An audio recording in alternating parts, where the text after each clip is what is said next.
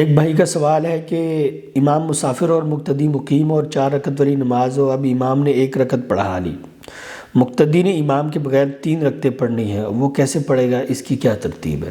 مقتدی نے امام کے بغیر 3 رکعتیں نہیں پڑھنی، امام کے ساتھ 3 رکعتیں پڑھنی ہے، 1 رکعت رہ گئی تھی اس سے، وہ 1 رکعت علادہ پڑھنی ہے۔ اب اس کی ترتیب کیا ہوگی؟ جیسے اس سوال میں ایک بندہ مسجد میں داخل ہوتا ہے اور امام صاحب نے 1 رکعت پڑھ لی ہے، اب اس بندے کو 3 رکعتیں جماعت کے ساتھ ملی ہیں، 4 رکعت کی نماز ہے۔ اب یہ بندہ جماعت میں شامل ہوگا اس حال میں کہ اس کی پہلی رکعت ہوگی اور جماعت والوں کی امام کی دوسری رکعت ہوگی،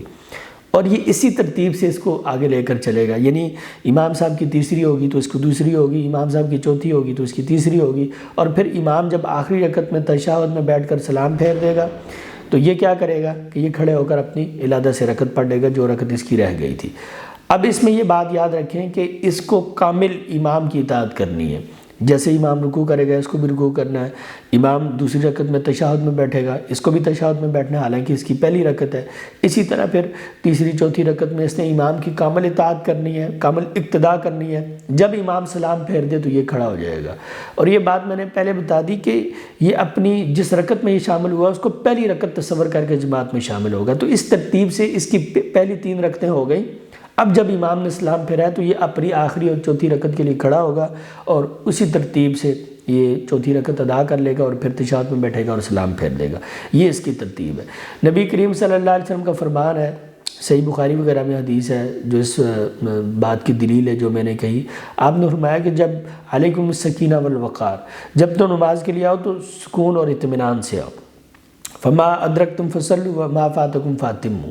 جتنی نماز تمہیں مل جائے جماعت کے ساتھ اس کو پڑھ لو، جو رہ جائے اس کو بعد میں کھڑے ہو کر مکمل کر لو۔ تو جو امام کے ساتھ مل گئی وہ 3 رکعتیں تھیں اور جو رہ گئی وہ 1 رکعت تھی اور وہ بعد میں انسان کھڑے ہو کر مکمل کر لے اس کو، تو یہ اس کی کامل صورت ہے۔ اس طرح انسان کی ترتیب بھی جاری رہتی ہے، درست رہتی ہے، اور انسان امام کی اقتداء بھی کامل طریقے سے کر لیتا ہے، اور جو بقیہ نماز ہے نبی کریم صلی اللہ علیہ وسلم کے حکم کے مطابق وہ کھڑے ہو کر پڑھ لیتا ہے۔ بعض لوگ کیا کرتے ہیں کہ وہ یہ سمجھتے ہیں کہ جو امام کی رکعت ہے وہی ہماری رکعت ہے، یعنی اگر وہ دوسری رکعت میں شامل ہوئے تو وہ اپنی بھی دوسری رکعت شمار کرتے ہیں اس کو، اور جو رکعت رہ جاتی ہے اس کو وہ پہلی تصور کرتے ہیں کہ چونکہ امام کے ساتھ ان کو پہلی رکعت نہیں ملی لہذا ان کی پہلی رکعت رہ گئی ہے، تو یہ طریقہ درست نہیں ہے۔